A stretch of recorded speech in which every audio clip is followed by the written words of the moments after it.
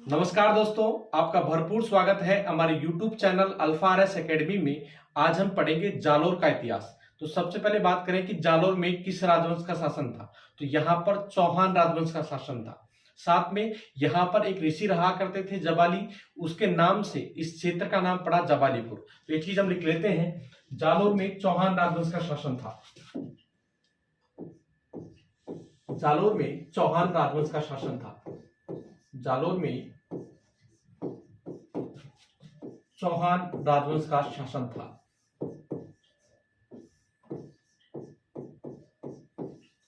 चौहान राजवंश का शासन था।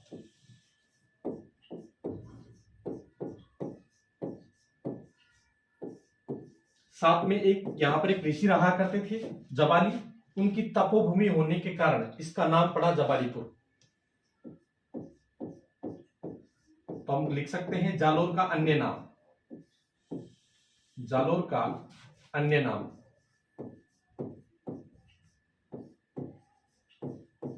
और जालोर का अन्य नाम है जबालीपुर। और जबालीपुर क्यों पड़ा? क्योंकि यहां पर एक ऋषि रहा करते थे जबाली, उनके नाम से इस क्षेत्र का नाम पड़ गया जालोर। बात करें कि जालोर नाम कैसे पड़ा, तो यहां पर क्या है, एक वृक्ष है जाल, उनकी अधिकता है। तो जाल वृक्षों की अधिकता के कारण, जाल वृक्षों की अधिकता के कारण, अधिकता के कारण इस क्षेत्र का नाम पड़ गया जालोर। कारण इस क्षेत्र का नाम जालोर पड़ा। इस क्षेत्र का नाम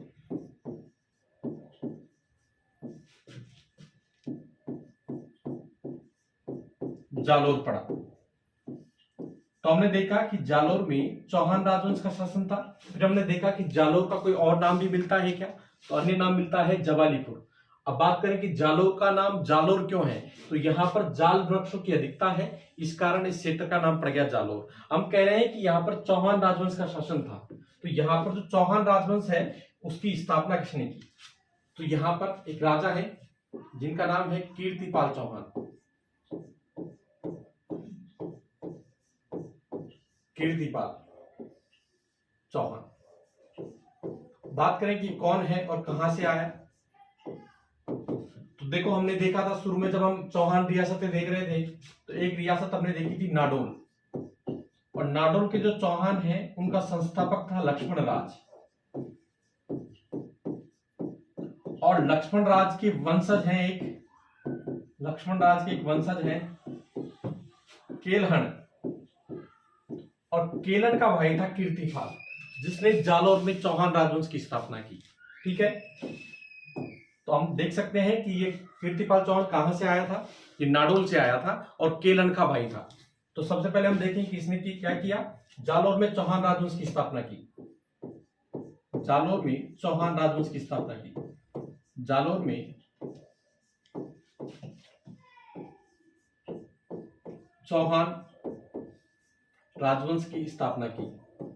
पहली बात, राजवंश की स्थापना की। तो हम कह सकते हैं कि जालोर में चौहान राजवंश का संस्थापक कौन है, कीर्तिपाल चौहान। और कब स्थापना की, 1181 ईस्वी में। ठीक है, एक युद्ध हुआ था कायंद्रा का युद्ध। ये युद्ध क्या था ये हम बाद में समझेंगे, लेकिन यहां से आप ध्यान रखें कि कीर्तिपाल चौहान ने कायंद्रा के युद्ध में भाग लिया था। कायंद्रा, और हम समझेंगे कि युद्ध किसके बीच में हुआ था जब हम परमार पढ़ेंगे। अभी हमको ध्यान रखना है कि कीर्तिपाल चौहान ने कायंद्रा के युद्ध में भाग लिया था। कायंद्रा के युद्ध में भाग लिया था।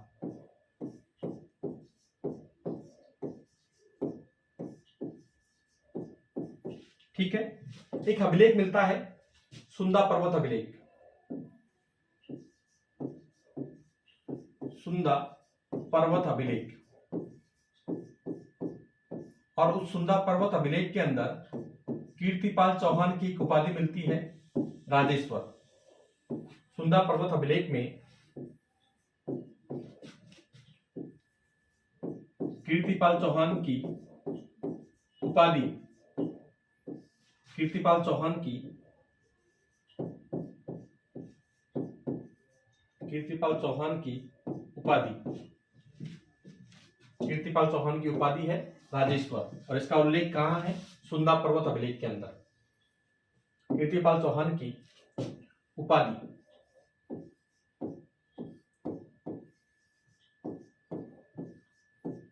राजेश्वर मिलती है।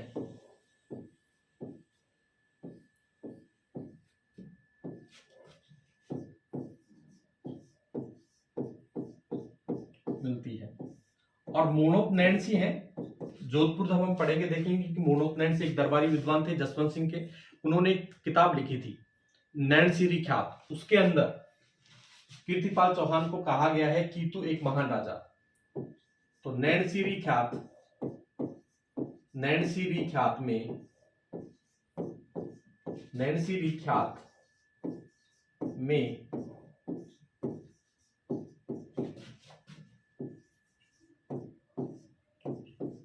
कीर्तिपाल को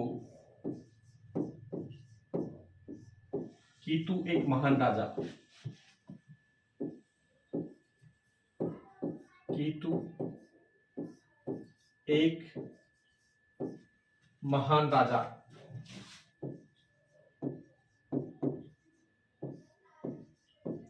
राजा कहा गया है। तो सबसे पहले हम देखें कि जालौर में किस राजवंश का शासन था। जालौर में चौहान राजवंश का शासन था। फिर इसके बाद देखा जालौर में चौहान राजवंश की स्थापना किसने की? कीर्तिपाल चौहान ने। कब की? 1181 ईस्वी में। फिर हमने देखा कि कीर्तिपाल चौहान ने कायंद्रा के युद्ध में भाग लिया था। इसके बाद हमने देखा कि अभिलेख है सुंदा पर्वत अभिलेख, उसमें कीर्तिपाल चौहान की एक उपाधि मिलती है राजेश्वर। इसके बाद हमने देखा कि नैनसीरी ख्यात में कीर्तिपाल चौहान को कहा गया है कि तू एक महान राजा। इसके बाद अगले राजा आते हैं समर सिंह।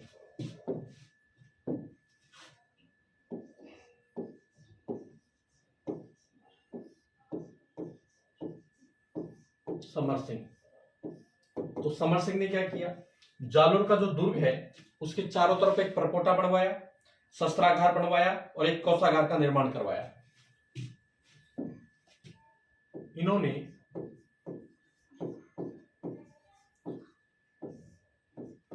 जालोर में परकोटे का निर्माण करवाया, जालोर में परकोटे का निर्माण करवाया, परकोटे का निर्माण करवाया, परकोटे का निर्माण करवाया।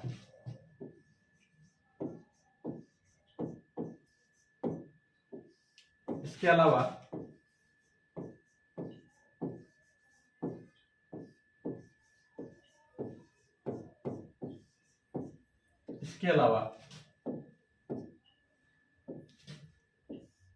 शस्त्रागार, शस्त्र को रखने के लिए शस्त्रागार बनवाया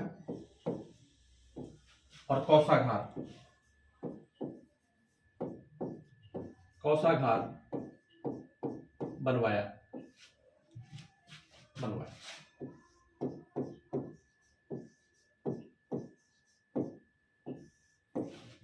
तो समर सिंह ने क्या किया? जालौर में परकोटे का निर्माण करवाया, साथ में शस्त्रागार और कोषागार का निर्माण करवाया। साथ में की एक बेटी थी लीला देवी, उसका विवाह इन्होंने गुजरात के चालुक्य शासक भीम सेकंड से किया। तो अपनी राजकुमारी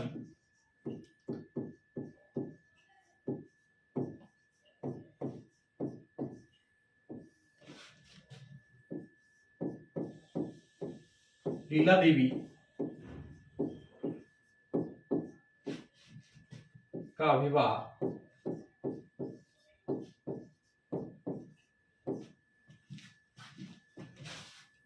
गुजरात के चालुक्य शासक, गुजरात के चालुक्य शासक, चालुक्य शासक भीम सेकंड से किया, भीम सेकंड से किया। ठीक है, तो समर सिंह ने क्या किया था, जालोर में परकोटे का निर्माण करवाया, एक शस्त्रागार का निर्माण करवाया, एक कोषागार का निर्माण करवाया, साथ में इनकी एक बेटी थी लीला देवी, उसका इन्होंने विवाह करवाया गुजरात के चालुक्य शासक भीम सेकंड से। इसके बाद अगले जो प्रमुख राजा आते हैं उनका नाम है उदय सिंह। उदय सिंह, उदय सिंह के टाइम पे क्या हुआ कि दिल्ली में राजा था इल्तुतमिश, और उसने नाडोल और मंडोर पर अधिकार कर रखा था। नाडोल और मंडोर पर किसका अधिकार था, दिल्ली के शासक इल्तुतमिश का। तो उदय सिंह ने क्या किया, इल्तुतमिश से नाडोल और मंडोर को छीन लिया था। तो उदय सिंह के बारे में लिखेंगे,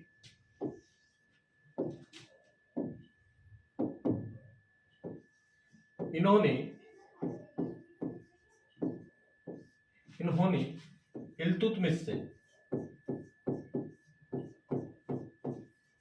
इल्तुतमिश से नाडोल व मंडोर छीना, नाडोल व मंडोर छीना। तो आपसे पूछा जा सकता है कि जालोर के किस शासक ने इल्तुतमिश से नाडोल व मंडोर छीना था, तो वो शासक थे उदय सिंह। साथ में गुजरात के एक शासक थे लवण प्रसाद, उसको भी उदय सिंह ने हराया था। तो ये भी लिख लेते हैं, इन्होंने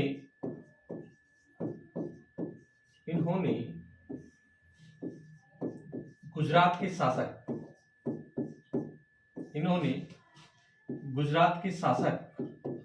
लवण प्रसाद को हराया, गुजरात के शासक लवण प्रसाद को हराया, लवण प्रसाद को हराया,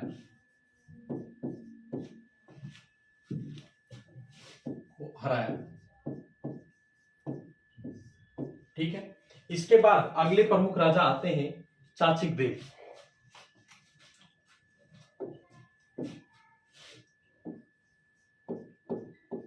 चाचिक देव के बारे में सबसे महत्वपूर्ण है इनकी उपाधि।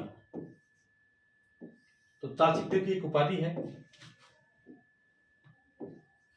और वो उपाधि है महाराजाधिराज। उपाधि है महाराजाधिराज। आपसे पूछा जा सकता है कि जालोर के किस चौहान शासक की उपाधि महाराजाधिराज है। और ये जब जालोर का राजा था तब दिल्ली के एक बार राजा थे नसरुद्दीन महमूद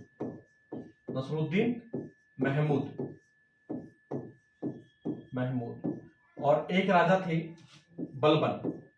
इन दोनों की हिम्मत नहीं हुई थी कि जालोर पर आक्रमण कर दे। तो आप साथ में ये लाइन भी ऐड कर सकते हैं चाचिक देव के साथ कि नसरुद्दीन महमूद और बलबन की हिम्मत नहीं हुई थी चाचिक देव के समय जालोर पर आक्रमण करने की। यहां हम लिख सकते हैं इनके समय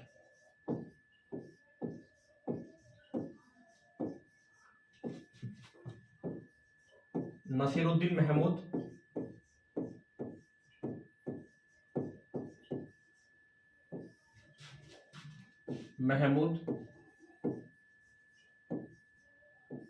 व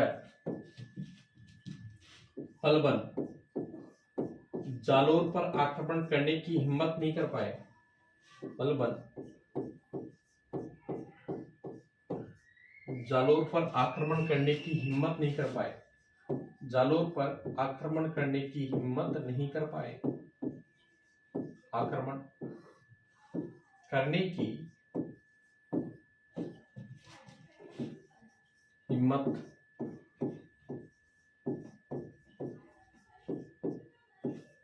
नहीं कर पाए। ठीक है, तो अभी हमने पढ़ा चाचिक देव के बारे में। चाचिक देव की उपाधि है महाराजाधिराज और इनके टाइम में दिल्ली के दो शासक बढ़ गए थे। पहले नसरुद्दीन महमूद बना, फिर बलबन बना। इन दोनों की हिम्मत नहीं हुई थी कि जालोर पर अटैक कर सकें। इसके बाद राजा आते हैं सामंत सिंह।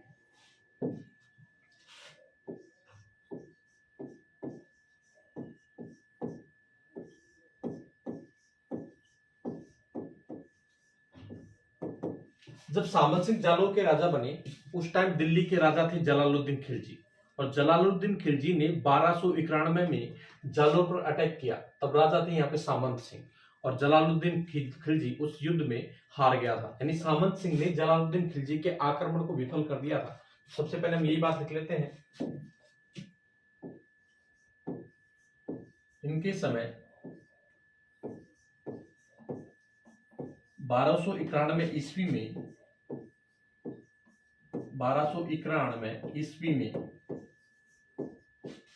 जलालुद्दीन महमूद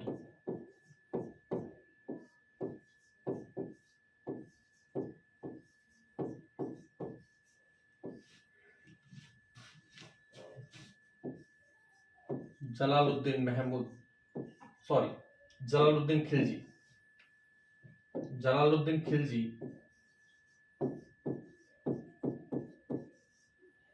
ने जालोर पर आक्रमण किया था।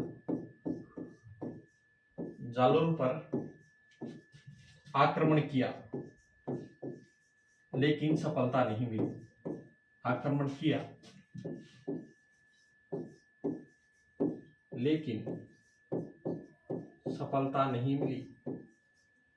लेकिन सफलता नहीं मिलने का मतलब कि जालोर पर अधिकार नहीं कर पाया, सफलता नहीं मिली।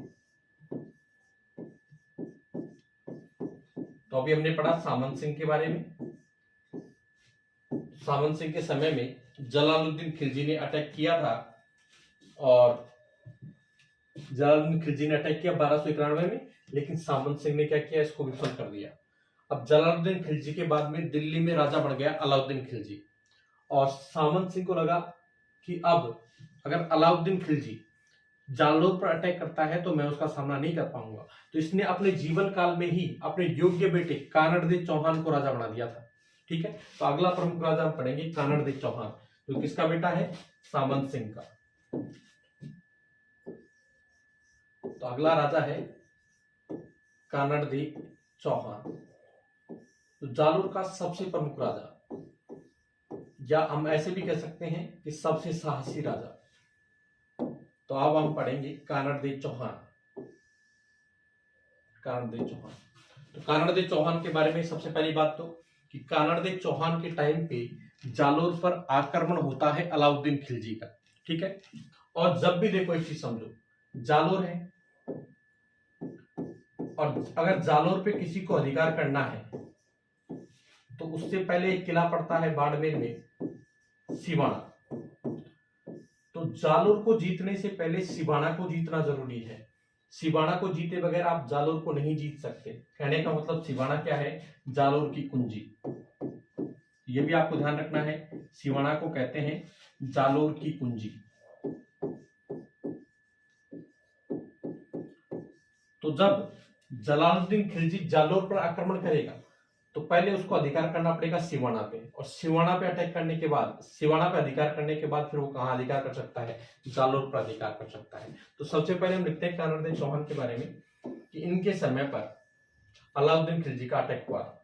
तो हम लिखेंगे इनके बारे में, इनके समय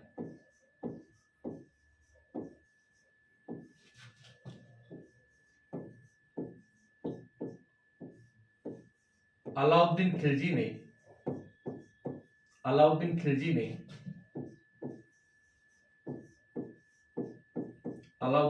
ने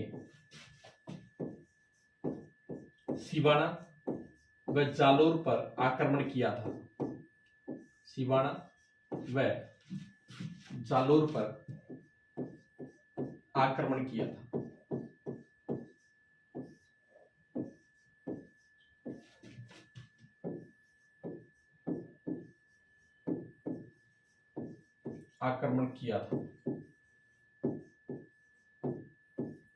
अब बात करें कि यह आक्रमण करने के पीछे कारण क्या थे, तो सबसे पहले हम डिस्कस करेंगे इसमें आक्रमण के कारण।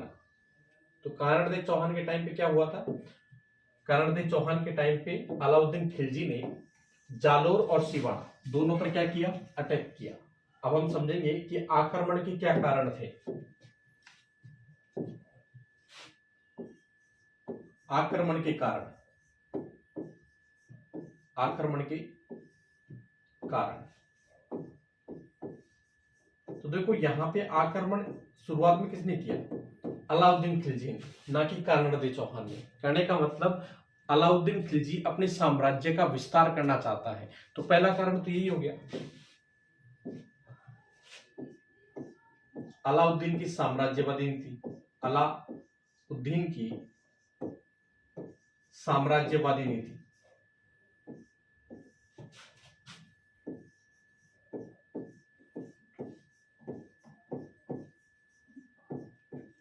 साम्राज्यवादी नीति।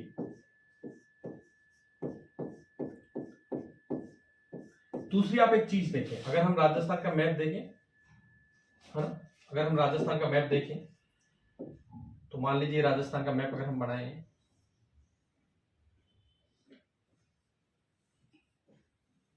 ये हमारा राजस्थान का मैप है। जालोर हमारा यहां पड़ता है, जालोर, ठीक है। इधर है हमारा गुजरात, और गुजरात में क्या पोर्ट होने की वजह से, बंदरगाह होने की वजह से ट्रेड का बहुत बड़ा सेंटर था।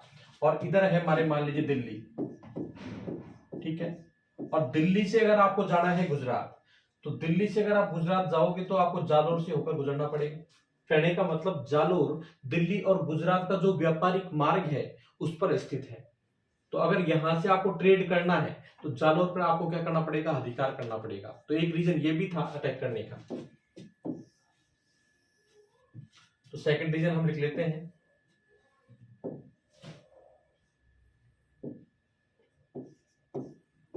जालोर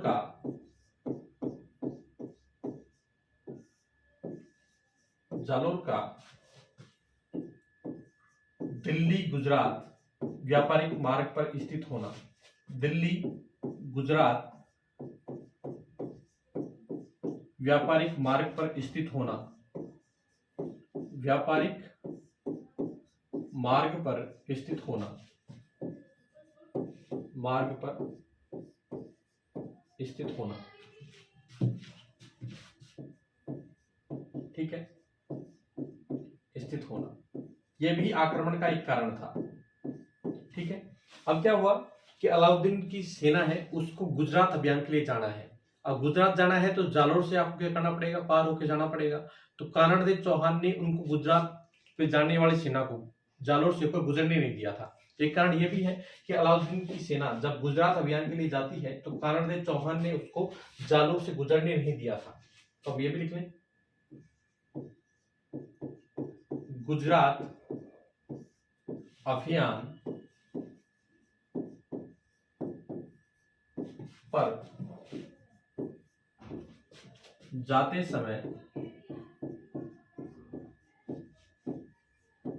समय कीर्तिपाल चौहान ने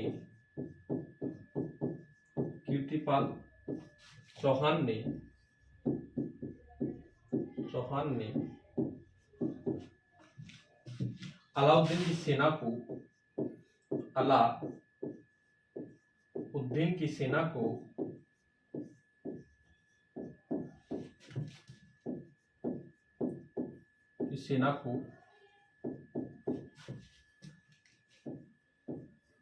रास्ता नहीं दिया।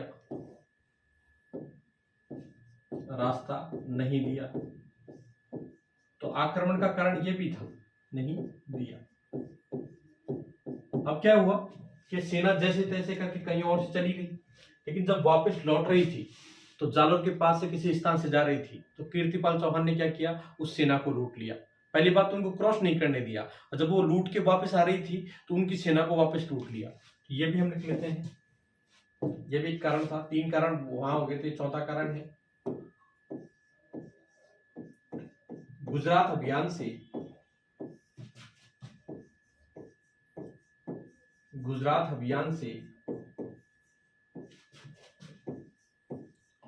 लौटती अलाउद्दीन की सेना को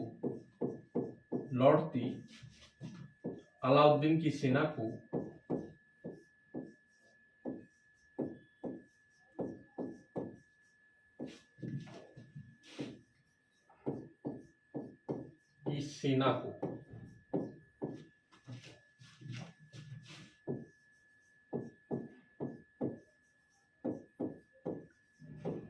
कानड़ दे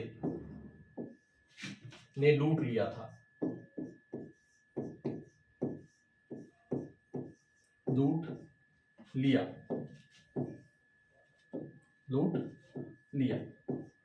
था। तो ये भी एक कारण है अटैक का।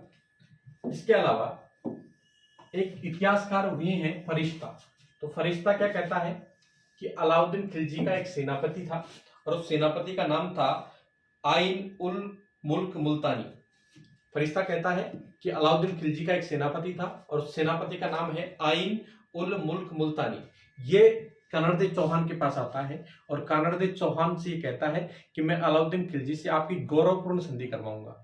और इस बात को मानकर कानड़देव चौहान चले जाते हैं दिल्ली दरबार में। लेकिन वहां पर अलाउद्दीन खिलजी के सामने अपनी स्थिति देखते हैं तो उनको लगता है कि कहीं न कहीं अलाउद्दीन खिलजी उनकी डिसरेस्पेक्ट कर रहा है। साथ में अलाउद्दीन खिलजी ने एक चैलेंज कर दिया कि समूचे हिंदुस्तान के अंदर ऐसा कोई हिंदू शासक नहीं है जो मेरा सामना कर सके। तो उसी टाइम कानड़देव चौहान इनको युद्ध की चुनौती देकर वापस जालोर लौट आते हैं। तो ये भी एक रीजन है और ये रीजन किसने बताया है? फरिश्ता ने।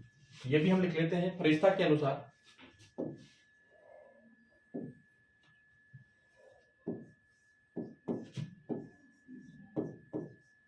फरिश्ता के अनुसार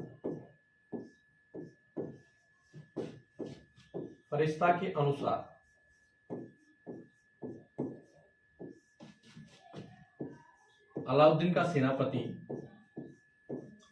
एक सेनापति था। अलाउद्दीन का सेनापति और उस सेनापति का नाम था आइन उल मुल्क मुल्तानी। सेनापति आइन उल मुल्क मुल्तानी।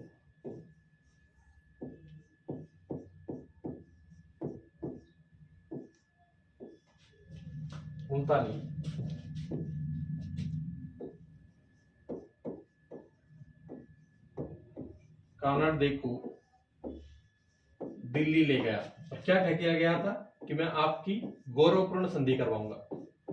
दिल्ली ले गया और वहां पर अलाउद्दीन खिलजी ये कहता है कि समूचे हिंदुस्तान के अंदर ऐसा कोई हिंदू शासक नहीं है जो मेरा सामना कर सके। तब कानड़देव चौहान उसको चुनौती देके आते हैं कि तू चाहे तो मेरे से युद्ध कर लेना। तो यहां पे फिर क्या हुआ? कानड़देव चौहान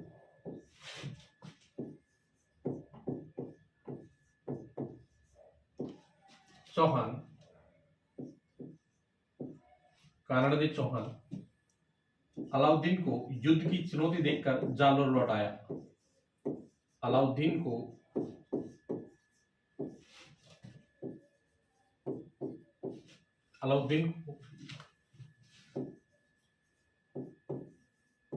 युद्ध की चुनौती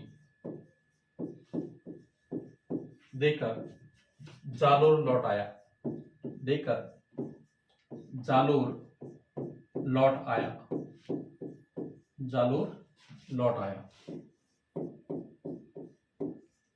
तो ये रीजन किसने बताया है? फरिश्ता ने।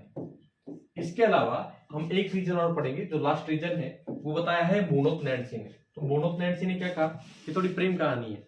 मुणोत नैंसी ने कहा कि जब आइन उल मुल्क मुल्तानी कानड़देव चौहान को दिल्ली लेकर जाता है तो उसके साथ कानड़देव चौहान का बेटा वीरमदेव भी जाता है और उधर अलाउद्दीन खिलजी की एक बेटी थी जिसका नाम है फिरोजा, और फिरोजा को प्यार हो जाता है वीरमदेव से और फिरोजा शादी करना चाहती है वीरमदेव से। तो अलाउद्दीन खिलजी को जब ये बात पता लगती है तो अलाउद्दीन खिलजी कानड़देव चौहान से कहता है कि वीरमदेव का विवाह करेंगे हम फिरोजा से। लेकिन वीरमदेव जैसे तैसे बहाना करके जालोर आ जाता है और जालोर आने के बाद मना कर देता है कि मैं शादी नहीं करूंगा। तो ये भी एक रीजन था अटैक का, तो इसको भी हम लिख लेते हैं। हमारे 4 रीजन हो गए थे, 5। ये हमारा छठा रीजन है और लास्ट रीजन है किसके अनुसार? मुणोत नैंसी के अनुसार।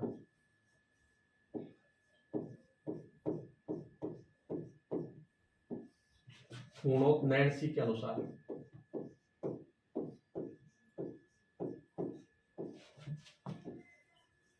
हुणोत नैन्सी के अनुसार, हुणोत नैन्सी के अनुसार फिरोजा का वीरमदेव से प्रेम, वीरमदेव से प्रेम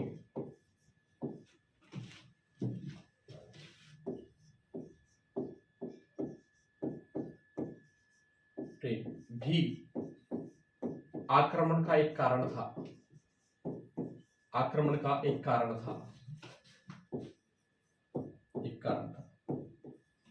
देखो क्या होगा जब युद्ध, ऐसा कहा जाता है कि जब युद्ध हुआ और युद्ध में कर्णदेव चौहान हार गया और अलाउद्दीन खिलजी ने वीरमदेव को पकड़ लिया और वीरमदेव का सर काट के फिर ये दिल्ली ले गया और फिरोजा के सामने रखा। तो फिरोजा कहती है कि लड़ना था तो जिंदा ही लाते। बाद में फिरोजा ने क्या किया, वीरमदेव का हिंदू रीति रिवाज से अंतिम संस्कार किया और खुद यमुना में कूदकर आत्महत्या कर ली। कहने का मतलब फिरोजा ने सच में प्यार किया था। ठीक है, तो ये आप ध्यान रखना कि हुणोत नैन्सी ने फिरोजा का वीरमदेव के प्रति प्रेम, यह भी युद्ध का एक कारण बताया है। अब हम देखते हैं, हम कह रहे थे कि अलाउद्दीन खिलजी जालोर पर अधिकार करना चाहता है, तो अगर जालोर पर अधिकार करेगा तो पहले उसको सिवाना जीतना पड़ेगा, क्योंकि सिवाना को हम क्या कहते हैं, जालोर की कुंजी। इसको भी हम लिख लेते हैं, याद रहेगा, सिवाना, और सिवाना को हम क्या कहते हैं, जालोर की कुंजी। तो अगर जालोर को जीतना है तो सिवाना को भी जीतना पड़ेगा पहले, जालोर की कुंजी। तो यह आप थोड़ा ध्यान रख लेना, सिवाना क्या है, जालोर की कुंजी। तो हम कह रहे हैं कि अगर जालोर जीतना है तो पहले सिवाना को जीतना पड़ेगा। तो पहले, अब काम बड़ा है, सिवाना को जीतना, तो कमाल का आदमी चाहिए, तो इसलिए अलाउद्दीन खिलजी अपना सेनापति बनाता है कमालुद्दीन गुरुक को। तो हम देखेंगे पहले अलाउद्दीन खिलजी का सिवाना पर आक्रमण।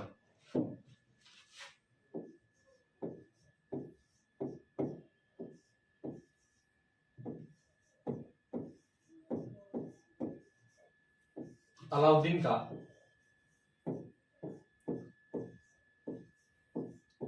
सिवाना पर आक्रमण, और यह आक्रमण होता है 1308 में।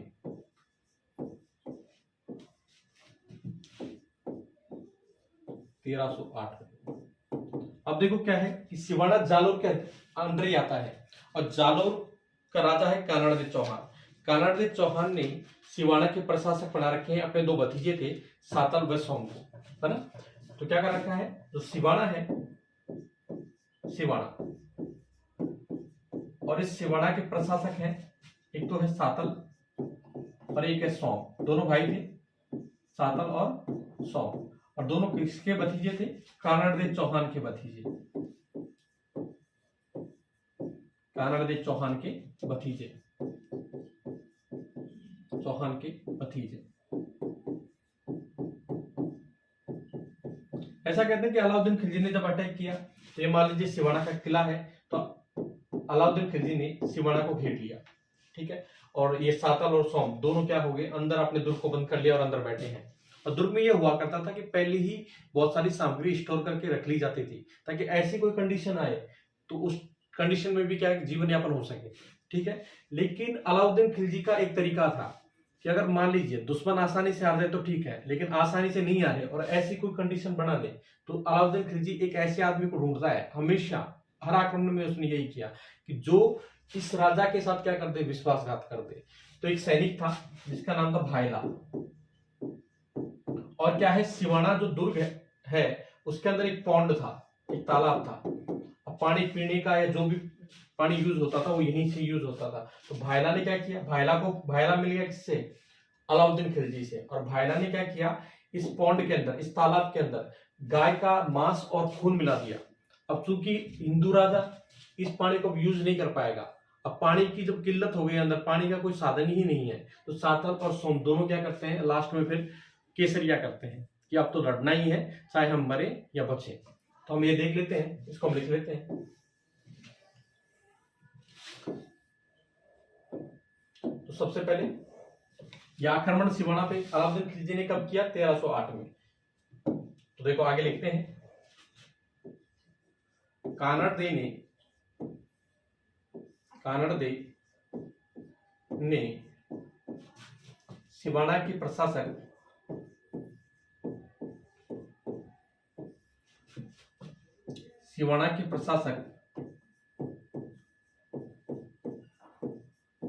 सातल व सोम को बनाया।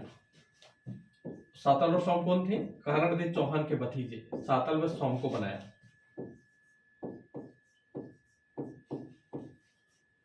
सोम को बनाया।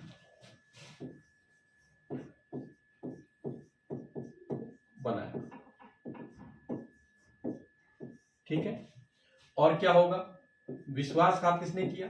बिल्कुल आप शॉर्ट में लिख सकते हैं इसको, विश्वासघात। विश्वासघात किसने किया? भायला नामक सैनिक ने। भायला, है ना? तो विश्वासघात किसने किया? भायला ने किया। और अलाउद्दीन का जो सेनापति था वो था अलाउद्दीन का सेनापति।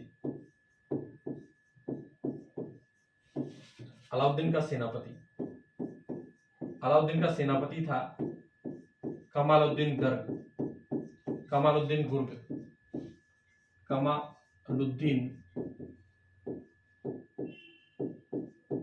कमालुद्दीन गुर्ग।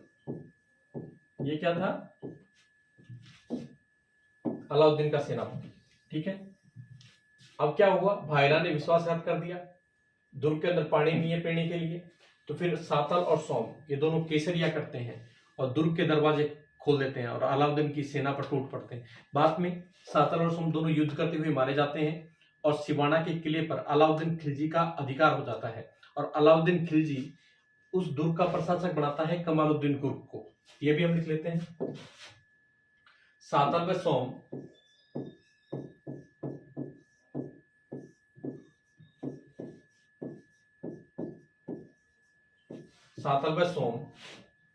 युद्ध में मारे गए।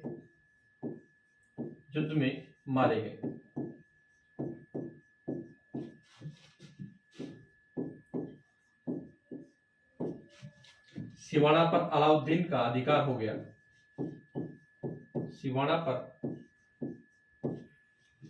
अलाउद्दीन का अधिकार हो गया।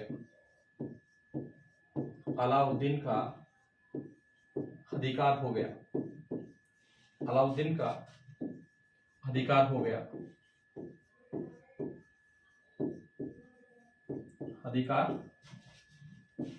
गया। सिवाना पर किसका अधिकार हो गया? अलाउद्दीन का। और अलाउद्दीन ने क्या किया? सिवाना का नाम बदल दिया और सिवाना का नाम बदल के रख दिया खैराबाद। ये भी कई बार पूछा हुआ है कि अलाउद्दीन ने सिवाना पर अधिकार करने के बाद सिवाना का नाम बदल के क्या रखा था? खैराबाद। ये आप ध्यान रखना। इसको हम लिख लेते हैं।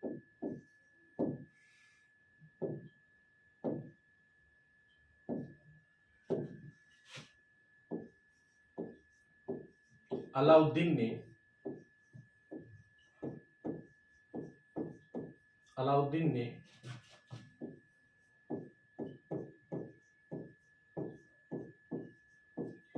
सिवाना का नाम बदलकर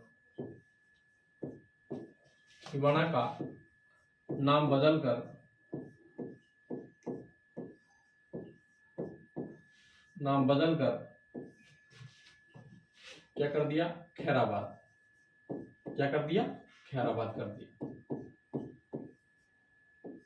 खैराबाद कर दिया।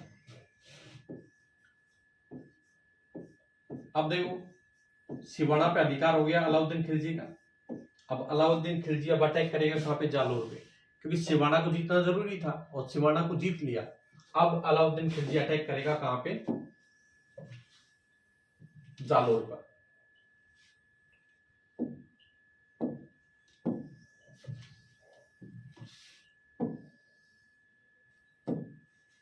तो अगले हेडिंग हम डालेंगे अलाउद्दीन का जालोर पर आक्रमण।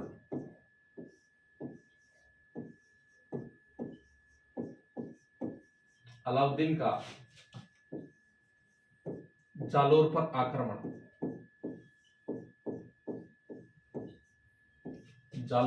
आक्रमण। आक्रमण, और ये अटैक होता है 1311 में। अब आप एक चीज देखिए, सिवाना पे अधिकार हो गया 1308 में और जालोर पर अधिकार होगा 1311 में। कहने का मतलब अकेले कानड़देव चौहान ने अलाउद्दीन खिलजी को 3 साल तक मेहनत करवाई थी जालोर पर अधिकार करने के लिए। सोचो कितने कम संसाधन के बाद ये कितना खतरनाक राजा था, कितने महान राजा था, कि कितने अच्छे तरीके से लड़ा कि अलाउद्दीन खिलजी को जालोर पर अधिकार करने के लिए 3 साल का समय लग गया। तो ना ये हम देखते हैं, वही इसने क्या किया, दुर्ग का घेराबंदी की, और घेराबंदी से जब पार नहीं पड़े तो अलाउद्दीन खिलजी का एक ही तरीका है, वो क्या करेगा, किसी एक ऐसे आदमी को ढूंढेगा जो कानड़देव चौहान के साथ विश्वासघात करे। और उसको एक आदमी मिल गया, उस आदमी का नाम है दहिया बीका। दहिया बीका बिक गया पैसों में, और दहिया बीका ने क्या किया, जो दुर्ग है उसके जो सुरंग वाले रास्ते हैं, गुप्त मार्ग, वो बता दिए। फिर अलाउद्दीन खिलजी की सेना अंदर प्रवेश कर जाती है और कानड़देव चौहान युद्ध करता हुआ मारा जाता है। ठीक है, तो दहिया बीका ने क्या किया, विश्वासघात किया। अलाउद्दीन खिलजी ने इसको कुछ पैसे वैसे दिए, अपने घर पहुंचा और इसकी पत्नी थी हीरा दे, और हीरा दे को जाके पैसे देता है। और हीरा दे पूछती है कि पैसे कहाँ से लाया है, बोला कि अलाउद्दीन खिलजी को मैंने कानड़देव चौहान के बारे में बता दिया। बाद में हीरा दे को लगता है कि उसका पति कितना लीचड़ आदमी है, अपने देश के साथ गद्दारी कर गया। तो हीरा दे ने क्या किया, फिर दहिया बीका को मार दिया। तो ऐसी वीरांगनाएं भी हुई हैं हमारे यहाँ कि देश के लिए उसने अपने पति की हत्या कर दी। ठीक है, हम ये लिख लेते हैं, शॉर्ट में हम लिख लेते हैं, कहानी तुमको लिखनी नहीं कि दहिया बीका ने तो विश्वासघात किया, फिर बाद में कानड़देव चौहान युद्ध करता हुआ मारा जाएगा और अलाउद्दीन खिलजी का जालोर पर अधिकार हो जाएगा। ठीक है,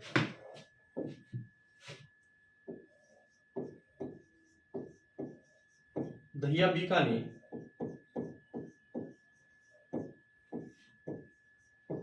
कानड़देव के साथ विश्वासघात किया, कानड़देव के साथ विश्वासघात किया।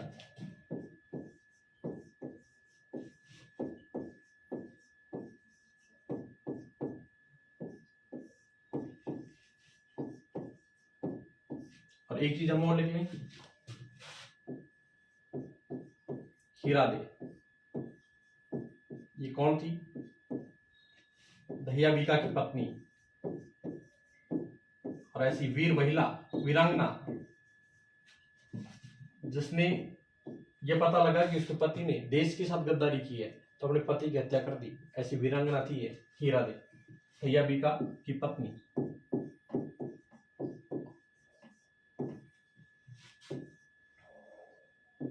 देशद्रोही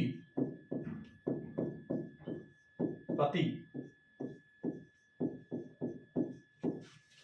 दहिया बीका की हत्या की,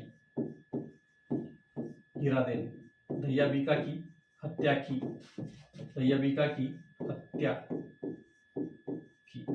ठीक है, अब देखो क्या होगा, कानड़देव चौहान और वीरमदेव दोनों क्या किए, कानड़देव चौहान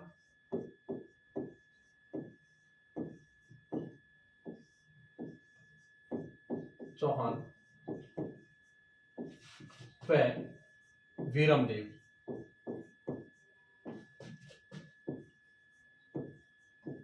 युद्ध में मारे गए, युद्ध में मारे गए, युद्ध में मारे गए।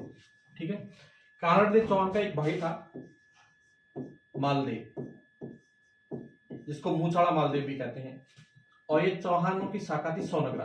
ध्यान रखना, जालोर के जो चौहान है उनको सोनगरा चौहान कहा जाता है। तो मालदेव सोनगरा, ये किसका भाई था, कानड़देव चौहान का। इसने क्या किया, अलाउद्दीन खिलजी की अधीनता स्वीकार कर ली थी। जब हम मेवाड़ पढ़ेंगे तो मेवाड़ में हम देखेंगे जब अलाउद्दीन खिलजी जब चित्तौड़ के दुर्ग पर अधिकार करेगा तो वो अपने बेटे खिज्र खां को प्रशासक बनाएगा। फिर खिज्र खां जब दिल्ली जाएगा तो मालदेव सोनगरा को वहां का प्रशासक बनाता है। तो ध्यान रखना, कानड़देव चौहान का एक भाई था छोटा, जिसने अलाउद्दीन खिलजी की अधीनता स्वीकार कर ली थी, मालदेव सोनगरा। और कानड़देव चौहान और वीरमदेव, ये दोनों तो क्या हुए थे, युद्ध करते हुए मारे गए। अब देखो, दुर्ग पे अधिकार हो गया किसका? अलाउद्दीन खिलजी का। और अलाउद्दीन खिलजी जालोर का नाम बदलकर रख देगा जलालाबाद। ये भी हम लिख लेते हैं। अलाउद्दीन का जालोर पर अधिकार हो गया। अलाउद्दीन का जालोर पर अधिकार हो गया। जालोर पर अधिकार हो गया। अधिकार हो गया तथा उसने जालोर का नाम बदलकर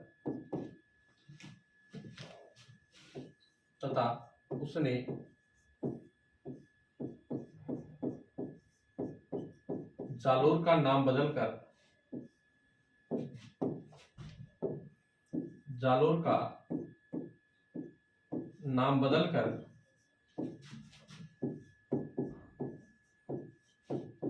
जलालाबाद कर दिया। जलालाबाद कर दिया।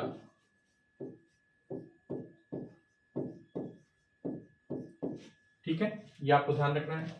अब ये तो हमने पढ़ा इनकी हिस्ट्री के बारे में। अब इनके कुछ दरबारी विद्वान थे, है ना, उनके बारे में हम लिख लेते हैं। कानर देव चौहान का एक दरबारी विद्वान था, दरबारी विद्वान,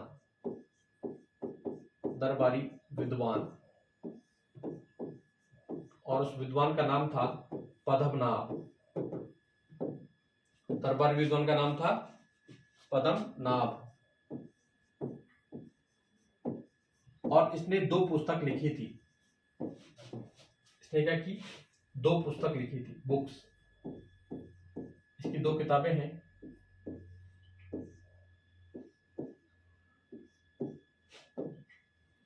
एक किताब का नाम है कानड़ दे प्रबंध,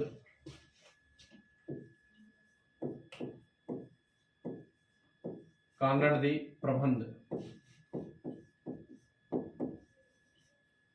और एक पुस्तक है इसकी वीरमदेव सोनग्रारी बात। वीरमदेव सोनग्रारी बात, सोनग्रारी बात। तो बात का मतलब बात या कहानी। तो इसमें क्या किया गया है? वीरमदेव सोनग्रा जो कानड़ देव का बेटा था उसके बारे में बताया गया है। तो ये इसका दरबारी विद्वान था। तो जालोर के चौहान राजवंश यही समाप्त होते हैं। आगे पढ़ेंगे नेक्स्ट लेक्चर में। Thank you very much.